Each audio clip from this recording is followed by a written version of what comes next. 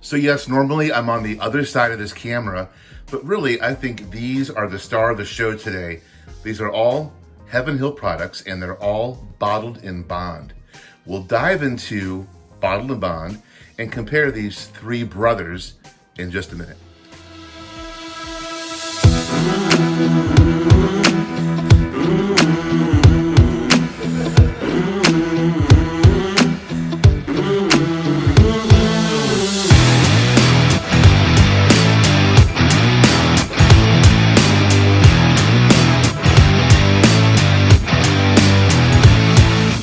Let's play a trivia game, boys and girls. First of all, what does Evan Williams Bottle and Bond have in common with Heaven Hill 7-year Bottle and Bond and Henry McKenna 10-year Bottle and Bond single barrel? It's actually really simple.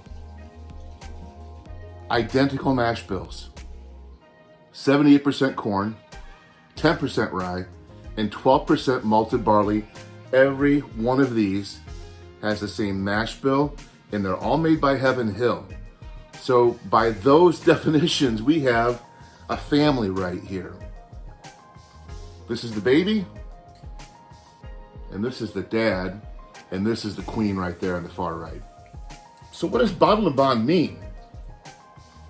Bottle and bond means that a law was passed in 1897, a federal law, that safeguards the production of these whiskeys and whiskeys like this.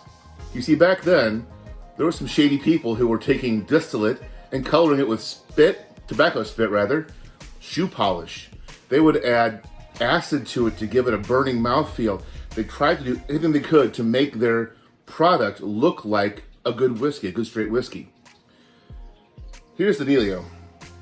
Colonel E.H. Taylor, you might know his name, and his friend James E. Pepper, both distillers in Kentucky, wanted to back a law that would protect straight Kentucky whiskeys and ensure that consumers got the real deal with a tax stamp over the top and everything. Opposing them were George Brown Foreman and Isaac Bernheim, familiar names as well. They were rectifiers. They used distillate and they would add to it. They take whiskey and they'd add flavoring to it or coloring to it. They wanted to make whiskey cheap and available, and they didn't want the federal government to overstep its bounds and tell them what to do. Meanwhile, Taylor and Pepper both really wanted to ensure that their high quality product was consistently safe to drink and showed the value of the consumer. The law was passed, like as I said, in 1897, and because of that, we have a lot of fantastic whiskeys that have to abide by some pretty strict regulations. Now, that being said, how do these guys and girls compare? Well, I have a little tasting flight for myself that I created based on these three whiskeys, all bottled and bond, but different ages, and the McKenna is special because it's also a single barrel. I think that's why the McKenna gets a lot of hype, is that it is high quality product. It's bottled and bond. It's got a 10-year age statement, and it's single barrel. Kind of like, 1, 2, 3 home runs in a row. A grand slam, if you will. So over here, I have Evan Williams Bottled and Bond. This little guy is about 16, 17 bucks at your local store, and it is high value. If you know whiskey, you know this one is got a lot of power, a lot of punch, a lot of flavor. It's got a great nose, lots of caramel, lots of vanilla.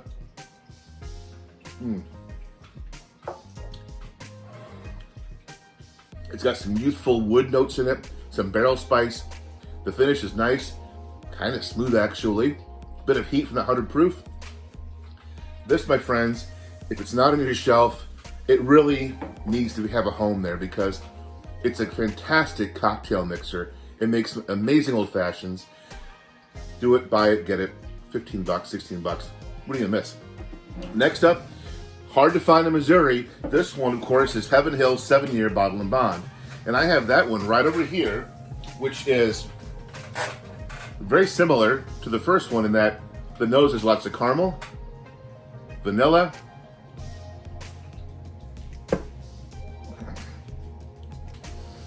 but the body has a richness to it. That's the extra aging. So bottle and bond just means single distiller, single distillation season, and it's got to be at least 4 years old in a housed in a federally bonded warehouse and proof to only 100 proof, no more, no less. The Heaven Hill 7-year bottle and bond, similar to the white label, but it has more finesse from that aging on it. This is hard to find here, impossible to find here. In Illinois, I found it a few times online as well. And then last up comes this guy, good old McKenna. You can find this in Missouri, around 50 bucks or so if you're lucky.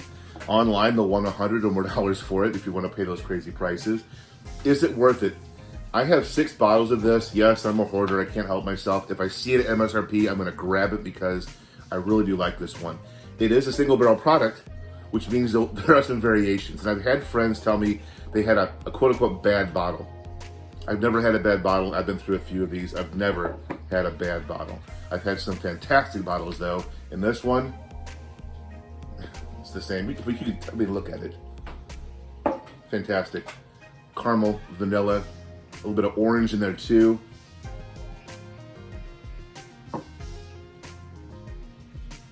The palate is, for this one, velvety, but still has that richness, that depth that the Heaven Hill 7-year has, with some added complexity.